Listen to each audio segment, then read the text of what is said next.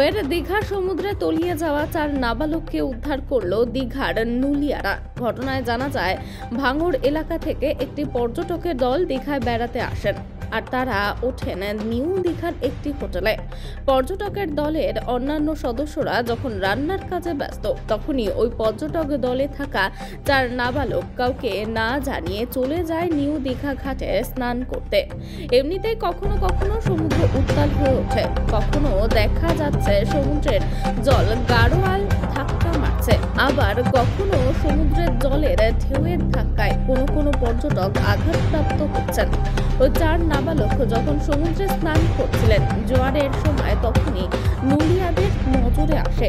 তখনই নুলিয়ারা ছুটে গিয়ে ওই 4 নাবালককে উদ্ধার করে পুলিশের ক্যাম্পে নিয়ে আসে এবং তাদেরকে জিজ্ঞাসাবাদ করে জানা যায়, পরিবারের কাউকে না জানিয়ে ওই 4 নাবালক সমুদ্রের টানে আকৃষ্ট হয়ে চলে আসে এবং স্নান করতে নেমে পড়ে। পরে দীঘা থানা ও নুলিয়াদের মাধ্যমে ওই পর্যটক দলকে খবর দেওয়া হয়। পরে এসে পরিবারের লোকজন তাদেরকে নিয়ে যায়। এই নাম কি? কোথা থেকে এসছো? ভাঙড় থেকে? ভাঙড় কি? সোনপুর থেকে। বাবার নাম কি? বাবা কোথায়? রুমে। তোমরা একা চলে এসছো এখানে চান করতে?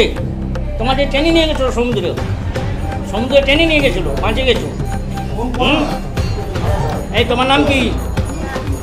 বাড়ি কোথায়? তোমার নাম কি? বাড়ি কোথায়?